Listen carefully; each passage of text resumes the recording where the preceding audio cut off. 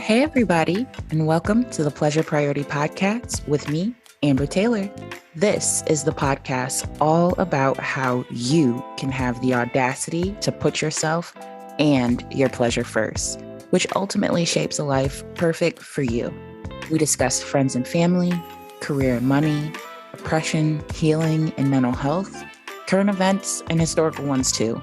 Basically, all things life and pleasure and how you can create more of it authentically. I'm your host, Amber Taylor, and it's my pleasure to talk to you every week. Let's tune in.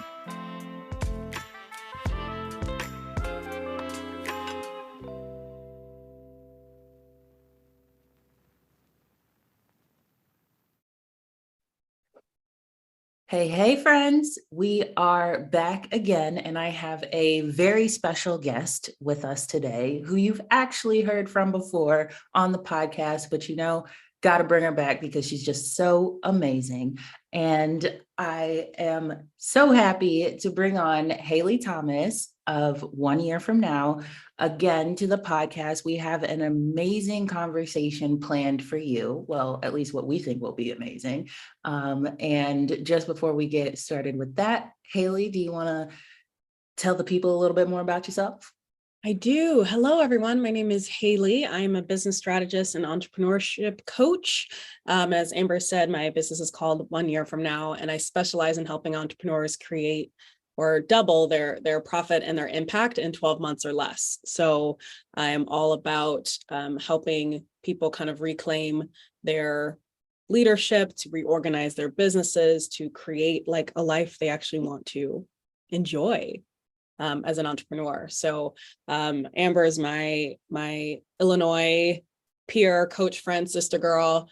And every time I see any content about pleasure or the conversation we're going to have today around eroticism, of romanticism, all those things, I'm like, where's Amber? We need to talk. Of course, because we love to talk. Yeah. And as Hailey mentioned, this conversation is around eroticism today. And actually, we listened to, Hailey sent me this YouTube. It's called The Importance of Eroticism in Hard Times by Esther Perel. And we both listened to this audio and had a bunch of thoughts about it and wanted to bring our own 2 cents to the table. So I wanted to reference that. It will also be in the show notes if you guys would like to listen to the original conversation that this kind of spurred from. But yeah, let's take it away. Yeah. So, I wanted to start with a definition, just so we are kind of on the same page. But Esther Perel looks at eroticism very similar to the way that I look at pleasure, and she considers it a life force, the energy that infuses us with aliveness, spontaneity, curiosity, etc. And it lives side by side with the part of us that is looking for security, safety, and familiarity. So it is way more than sex or sexual pleasure, sexual desires, but everything that brings us energy, joy, movement, creativity, and aliveness. Yeah. I loved the way, first, Esther Perel is like this very famous psychotherapist, and she has all this great research and learning and understanding about relationships and relational dynamics, and particularly pleasure and desire, along with kind of long-term relationships and how those two things go together, and not just romantic relationships, but friendships. Like, how do those two things, or family dynamic friendships? So she's like the old goat, and she's been doing this for like 25 years, right? So she's like the old goat of this topic. But I love this definition in particular because I think it's something that we as coaches are always trying to get our hands on, and always trying to create more of, either directly or indirectly, for our clients, a sense of like aliveness and being in your life and experiencing it with joy and delight and curiosity and all these things.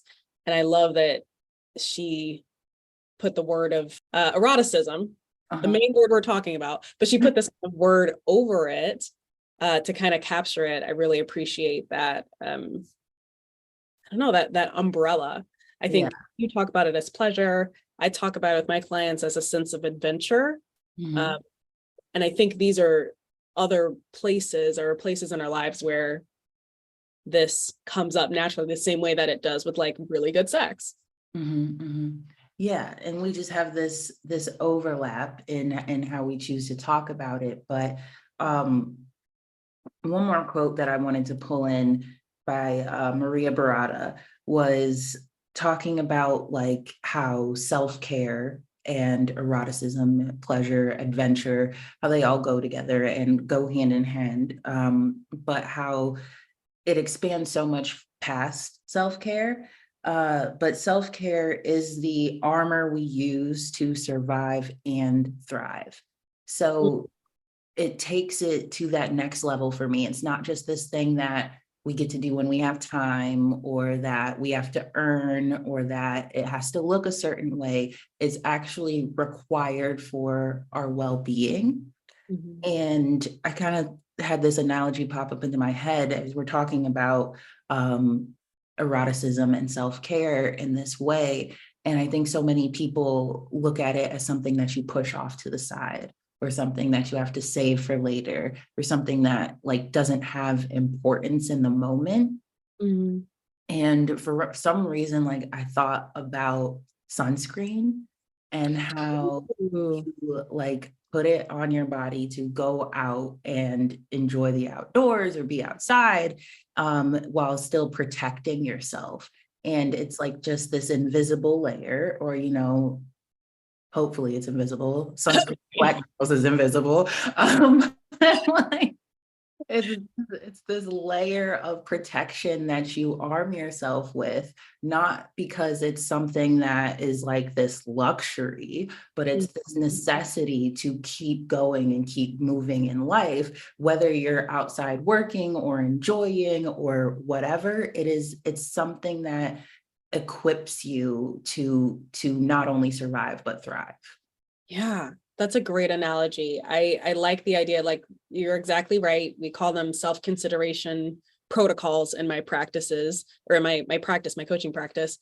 But it's like what is necessary to protect the aliveness. It's like coding to protect the aliveness. So the vision I had while you were talking was kind of how I was just working on the electrical in my bathroom this weekend, but yeah, just doing it up. But the all the wires are covered in that plastic coating, and it's to protect all of that energy and all the current, to keep it like going in the direction that you want it to go, and not just like being dispersed all over. I didn't get shocked, praise Jesus. But that's partly because it's got that coating on it. And you're right, the self-consideration, the self-care protocols, or the practices that we have, it's not for funsies. It's to protect the aliveness, to protect the energy. It's as a form of coding of safety, whether or not life is treating you well or not, or you're experiencing this or that.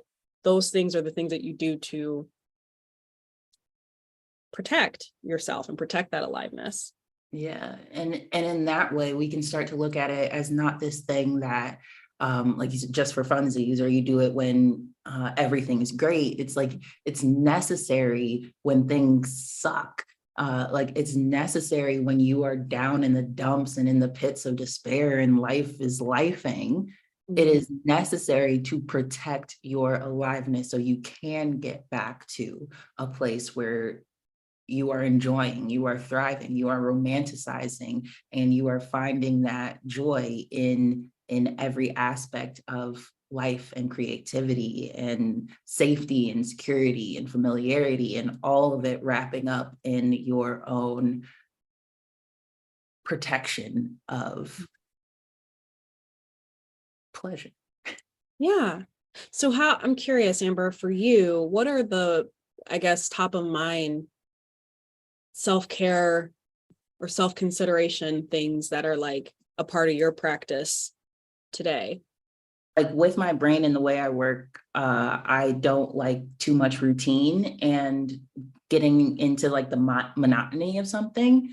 Mhm. So something that, well, I guess, yeah, I do practice is connecting back with my body, but doing it in different ways. Like I've realized that I'm very sensory, and even like I can tell when my mood swings based on like my temperature. And if I'm getting hot or cold, and like what that actually means to me. So just taking intentional time to touch myself.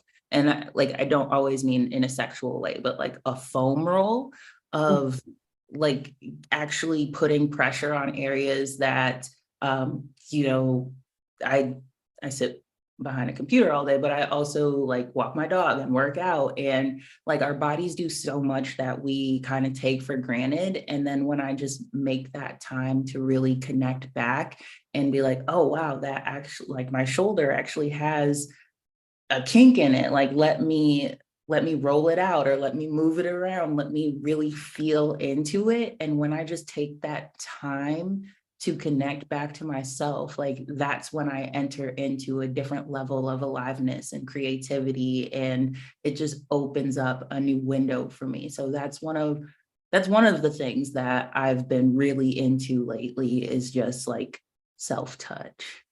Yeah, I feel the exact same way. With self-touch in particular, I think there's a tactileness because again, we sit in front of a computer, so much of our work happens up in our brains that I recognize that I'm touching a similar textured um, stuff very often, right? So my desk is smooth, my keyboard is smooth, my computer is smooth, my mouse is smooth. Like it's all this like very plastic, hard, singularly textured things that I spend most of my time touching. And so um, taking time to touch, like literally, I've got a fake plant behind me. You all can't know this on the podcast, but just like, oh, these leaves they're bumpy and kind of interestingly textured, or like my hair is locked. And so like I'll, touch my locks, I'm touching my skin, I'll rub my hands together just to create heat, like varying sensations.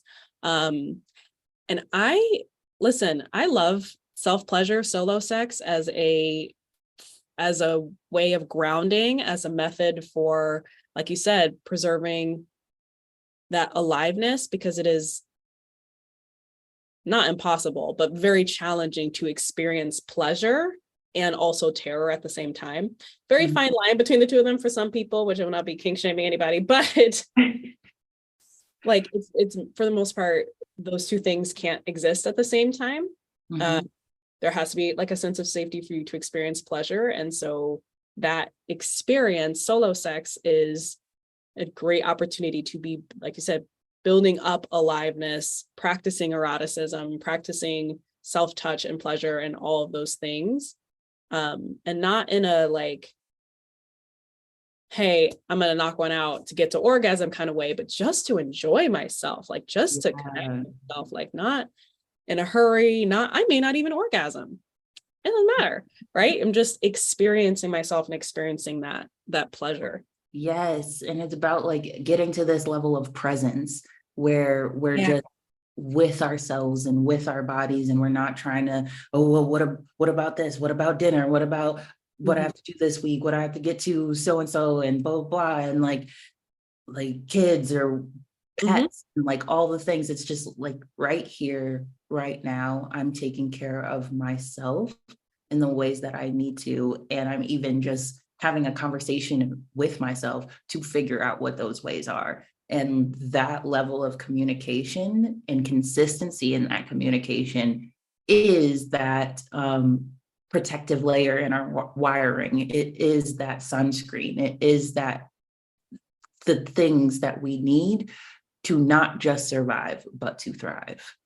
Yeah. I think a lot of it comes back to, as well as we're having this conversation about eroticism, not just from sex, but eroticism as a way of being alive and intentionally practicing, curiosity and delight and all those things, is like any of the practices that you pick changes the way you relate to yourself, I think, in a way that can be healing to those of us with non-secure attachment styles. So like if you have an anxious attachment style, and I'm talking about like relational theories, but an anxious attachment style or a disorganized attachment style or an avoidant attachment style, it means that you have a non-secure way of relating to people who are supposed to take care of you. And having this conversation with self and connecting to self and being with self kind of helps you heal and reorganize, like, oh, I can count on me to take care of me. And I have a need and I am responding to my need. Like that starts to kind of fill in some of those gaps and heal those places where you have either been not sure or needed to take that to the extreme, and I only take care of me and no one else can support me in that and I don't need anybody. Like it helps kind of heal some of that as well. So it's not, again, we're not talking about these things because they're fun and they're nice to have, but like this is when we talk about like doing the work, like this can be a part of it. Yeah, definitely. And then something else that was said in that training was an Audre Lorde quote. We tend to think of the erotic as an easy, tantalizing sexual arousal, but she tends to speak of the erotic as the deepest life force that moves us to living in a fundamental way. And then that life force is the antidote to death, and death in all forms, not just like, physically dying, but death of your soul, death of joy, death of fun, death, like decay all around us. And like that it is a natural part of life, but how this side, this life force, this eroticism, this pleasure, this adventure, this aliveness is the antidote to that death. It helps balance us, especially in, this post-COVID world, and how so much changed. There was so much death around us, like as an actual life and death, but as death of plans, death of relationships, death of friendships, death of so much, that we need this level of aliveness. We need this life force to even balance us out and help heal us, as you were just saying. I think so. During that workshop or that video, Esther was talking about this practice in practice for COVID, but also in all these periods in history where different groups of people are experiencing these like death in these major ways, right? So like after massive famines or after genocide or after massive wars or after the Spanish flu, and even during these really catastrophic events, people in small ways practicing art, practicing creating, falling in love, making babies, living, not just for ourselves, but also for like humanity, right? Also as a not an anecdote, and it doesn't make the catastrophic things go away, but a beacon of light almost in these moments. Yeah. Where like thought of like a flower growing through the concrete. Yeah, right. Like it's a way of being, a way of practicing, a way of defiance, of resistance to all the death that creates these little pockets of hope and pockets of safety and moments of, hey, I'm here and you're here, and we don't know about anything else, but I'm here and you're here, and that's going to be enough for right now. So it's also for us, but I think collectively as people groups, like it does so much to preserve our humanity. And it does have that like ebb and flow between the individual and the collective, because when artists, creative, musicians, dancers, whatever, they're ultimately initially creating that art for themselves. However, when they share it, we're able to get something out of it as well. Like me, I cannot sing, But when Mhm. I see or hear somebody like blowing, and it doesn't even have to be a professional, it'd be somebody Yeah. like just like outside sharing their talent, like I get chills. Like it again, like I'm cold. Like it reminds me that I have life too. Like I have something in me to offer. I can share. And if this person is just like, you know, banging sticks on a old paint can and drumming, and it's like, damn, like that is amazing. Like it just reminds us of the like of our aliveness, of our creativity, of like how resilient that we actually are. And it's like this jolt of energy and yeah, this life force that helps us keep going at the individual level and at the collective. Like when we, like Michelle Obama said it, when we are standing in our own light, we give others the permission to shine. Yeah. I love that. I think of there's a woman named Jing who is head of a company called Fly by Jing. She's a food entrepreneur. And I read something she did in an interview, and she was just saying that the ability to bring her culture to food, her culture to American food and American food spaces was mainly, I made it for me, but you can have some too. Like I made it for me and you can have some too. And bringing her culture and the way that her families and ancestors had done food was like you said, it was for her. She was like, I don't see myself represented in this industry. I don't see the food of my cultures represented in this industry. So I'm gonna bring it. And we all get to benefit and enjoy that as well. And I, again, want to point out, like, every example that we've given, this isn't just, again, like fun thought work, but there's a physical response, I think, to the aliveness. Like you said, when I hear somebody just absolutely killing it, singing it, like there's chills. My body has a physical response when I'm, consuming food from another culture that is hot, cold, delicious, sour, spicy, tart. Like my body's having an experience, right? It's I involuntarily dance with good food. involuntarily. Absolutely. Like I just Right? Like it's so fun. And it's again, just I guess to me speaks to the trueness of this, that we don't even have to be consciously thinking, oh, I would like to respond to this now, this aliveness. Like, no, our bodies are just responding to the experience that it's having. So yeah. yeah. How do you find eroticism in hard times? How do you seek that adventure, that aliveness, especially when, you may not really feel like it? Yeah. I think I've had this as a practice before I knew what a quote unquote practice was. You know what I mean? Like I think I've had this as a way of being before I knew it was a thing. But I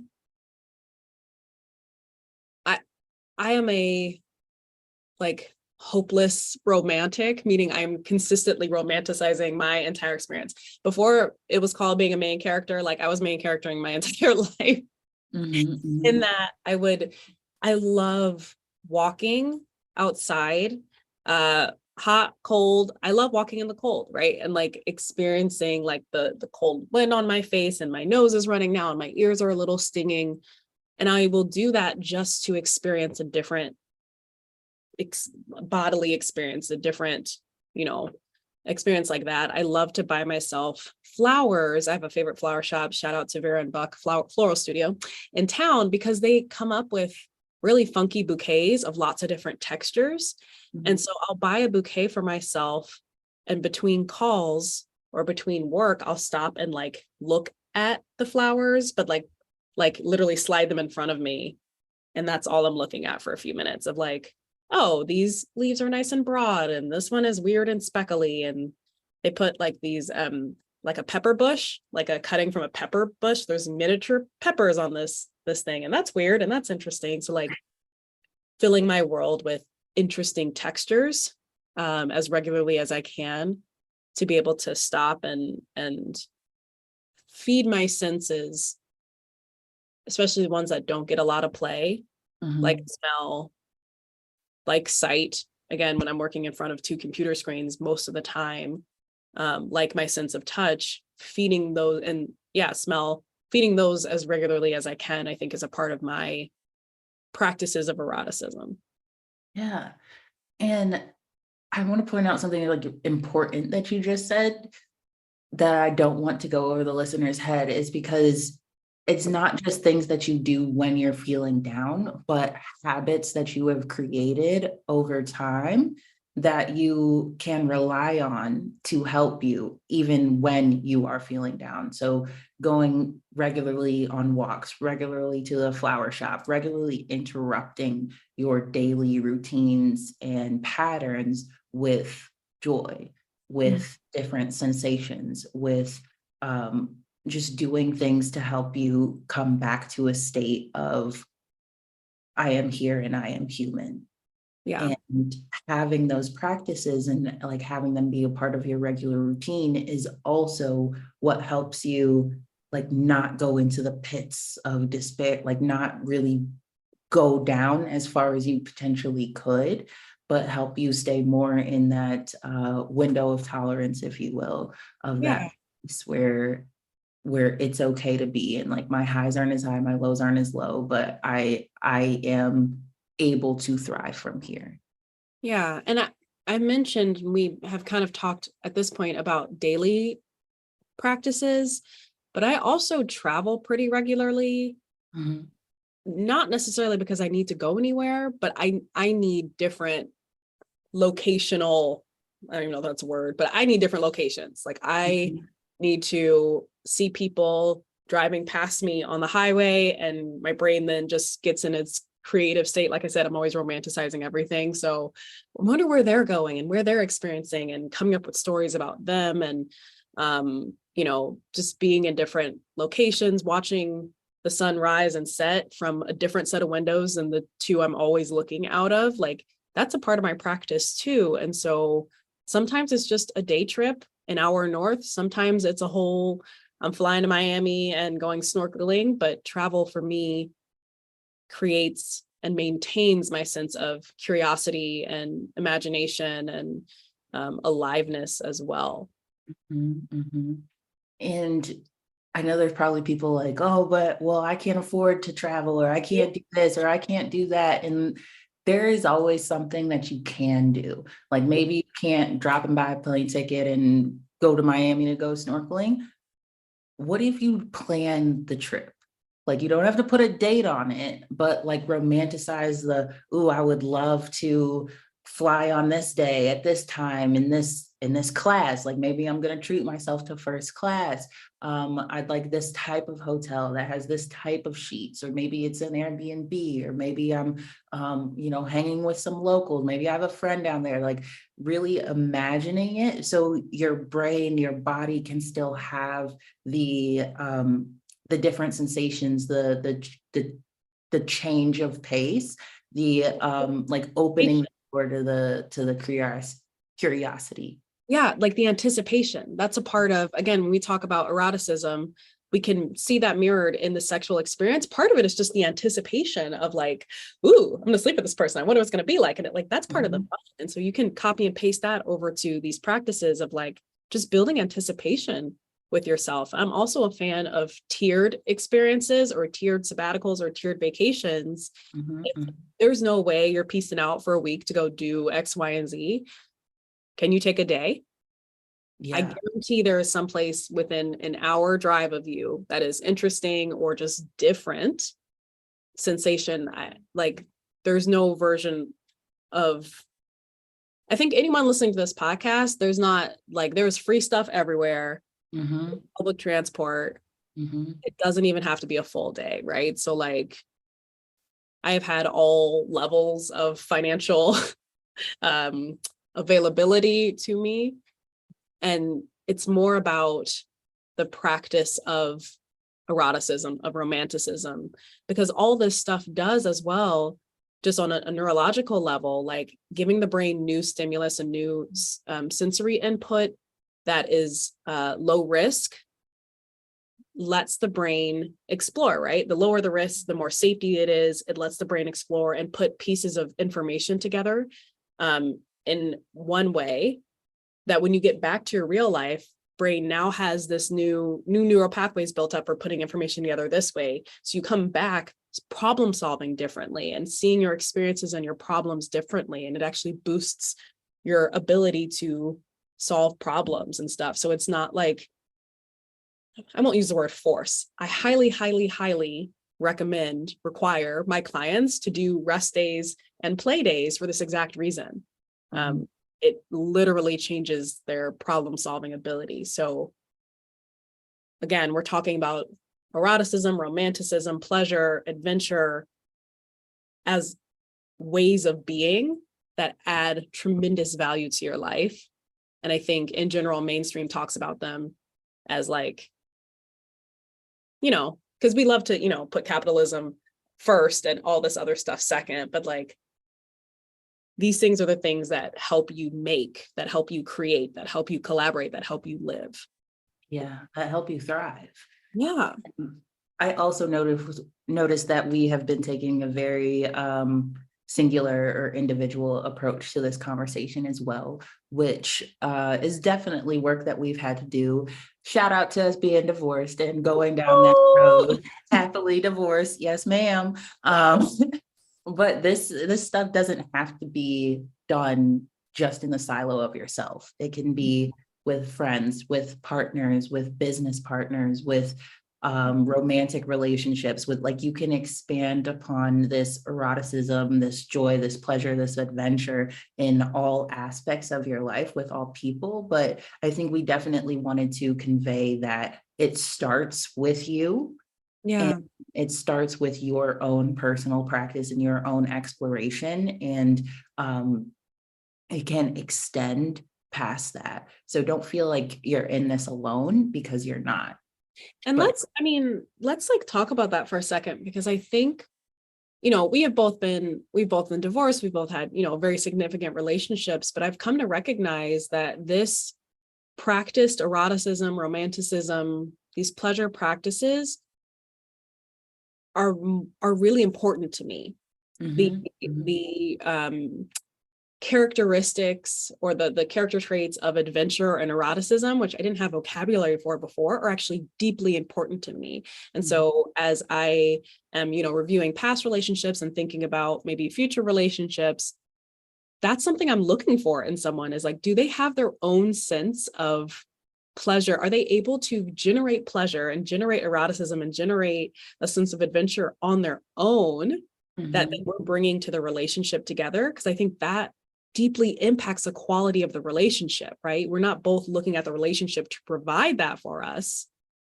We both are people that can provide those things and then decide to do it together, which, grows all of that. But that's the thing that I didn't have vocabulary before now for. Yeah. And I think the other side to that coin is do I have the ability to express myself and my pleasure and the ways I want it in this relationship? Because like, yes, it is an individual job, but you can also be around people who make that job easier. Yes. And like, with people who I've talked to, like since my divorce, it has been something that I've placed top of mind, and just like my freedom in like fully expressing myself and what I want and how I want things and what I look for, and then the adventure and like, ooh, let's just play a game. Like it just opens you up so much more, especially when you have this, like you said, the verbiage, the vernacular to explain it for yourself, to understand it for yourself, so that you're not seeking that understanding from other people, because you already have it within yourself, and it's just other people help you expand upon. Yeah. And I think it adds, as we talk about, as this relates to not an anecdote, but a counterpoint to decay. When we talk about romantic relationships that are decaying, or business relationships that are decaying, or friendships that are decaying, like this can be an actual, how do you practice some of these things with this person that you're in this relationship with to revive this relationship? Like this absolutely can, I think, be a point of revival in any number of relationships. Honestly, I feel like it even changed my relationship to parenting. I am romanticizing this, day trip. Like again, just for another example, multiple summer afternoons, I would like load up my kid and my dog, and we've got water, we've got snacks, and we're going to listen to an audiobook together and drive to a rest stop. Y'all, we're not talking about like a national park. Some of our rest stops have excellent playgrounds and like little walking paths. Mhm. And that would be our adventure, right? So we'd create this, like, me and my kid are going on this adventure, and we're going to listen to an audiobook, and our crypto, our dog is really going to love it, and we're going to go. And again, I've spent $0. It's a 2-hour afternoon outing, but that practice for us. So when I say to Sam, my son, like, oh, hey, do you want to go on an adventure? He's like, yeah, like, and he starts planning them. Can we do an adventure? Right. So it Mhm. has invigorated our relationship, and the culture in our family about, fun and delight and adventure and curiosity and all of those things, where the alternative would be we're just sitting in this house another afternoon, and he's getting irritated with me and I'm getting irritated with him, and we're both on screens and yada yada. Like, it has reinvigorated that relationship. And like instills that you can seek it out and create it anywhere. Yeah. Yeah. It's very similarly, I've done that with business, and as you know, entrepreneurship is not for the faint of heart. It has its ups and downs, and like you were talking about earlier, like the main character energy. It's like I view myself in that, like, okay, this is a movie, and people are seeing like the beginning when everything just sucks and like nothing makes sense, and like how is this person ever gonna be like the star of the fucking show, like name and lights and all things, and I'm like, this is my origin story, and like and like these are the things that I have to conquer, that I have to learn, accomplish. These are like the failures, like this is when the audience cries with me, like, Yes. and just romanticizing it in that way. So it's just like, yeah, this sucks and I'm going through it, but it's like this is a part of my story. Like it helps you zoom out so you're Mhm. not so inundated in like the current reality of whatever is going on right now, but that you see things more holistically, and which in an interesting way also brings you back to presence. Yeah. Oh, I love having main character energy about my work, especially when it sucks. Is like, okay, but this is just part of that like montage right before, you Mhm. know, things break open. Um, that's so well said. Yeah, awesome. Okay, let's see. Did you have anything else you wanted to bring to this conversation? I might have one more question for you. Um, I don't think so. What's your question? It might spark something in me, but Yeah, what is your I guess your single piece of advice for how people can spark erotic adventure and pleasure in their own lives? mm, I think it's two parts. One, start really, really, really small, right? Like start actioning on it at a small micro level. And by that I mean kind of bring it back to when we were kids. Like this sense of self and aliveness and delight and curiosity is like we all had it when we were children. We did. We made stories out of everything. We're making quote unquote pies with mud and dirt and water. And we're like, we are so good at feeding ourselves in this way as children. And so I would just take it all the way back to play as children. And so again, a small, simple thing is just there's my office has two big windows. They're very warm. In the summertime, like a ladybug might get caught inside my window. And so just like sometimes instead of like, oh my God, a bug and smashing it, I just like watch it. I wonder where she's going. I wonder what she's doing. What is her life like today? And just like vibing with this little ladybug, right? It takes a handful of minutes, costs me nothing, but it sets my brain into that motion of like play and visual and since changing my sensory input, like all of those things. So I think that's my advice or input is start small and remember that you already know how to do this. What Yeah, about you? I think I would just expand upon that, like with do not fear failure or destruction. I think so Mhm. often like we try to build something up and it has to be perfect and it has to like last and it has to be right. And it's no, it doesn't. Like just thinking about when we played as kids, like imagine how much shit that you built just to tear it down. Yeah. That I was was the only function of building these blocks up, is so that 2 minutes from now I can smash them and knock them over. exactly like I was on FaceTime with my nephews last night and one of them was building like this Lego type truck thing, like and he was really proud of it. And the younger one came over like like a dinosaur and was like smashed his whole thing in. Like the older one was very upset, but the younger one was like cheering, like this was what's supposed to happen. Like Oh, that's so good. and my sister, they're like trying to play mediator, like you can build it again, it's okay, like well, all the things, but like you can build it again and it is okay. And it's also okay to just fuck shit up sometimes and like let that part of not getting it right be okay too. Yeah. I love this. Thank you so much for having me on to have this conversation. I love this topic and it's just so fun to see where it can go. Yeah, thank you for sharing all of your amazing insights. And again, for the people, if they want to follow you, talk to you, all the things, how do they do it? Yes, I am on the internet everywhere at 1 year from now or oyfn.co. So on Instagram, on the face of the book, on LinkedIn, and then I've got the podcast, the 1 year from now podcast, and the website is oyfn.co. Beautiful, beautiful. Any final words? You're amazing. This was so fun. I love you. You too. Thanks, Amber. Thank you. All right, my friends, we'll talk next week. Have a good one.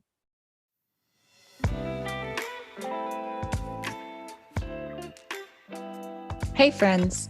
Thanks so much for listening to this episode of the Pleasure Priority Podcast. I hope you enjoyed it. If it's your pleasure, check me out on Instagram at Amber Taylor Coaching and my website, www.ambertaylorcoaching.com, for more on increasing your pleasure across all aspects of life. As always, make sure to follow the show and check back each week for a new episode. I'd also love it if you'd leave an honest rating and review, and if you'd share the show with anyone else you think would benefit. Much love. Talk soon, friends.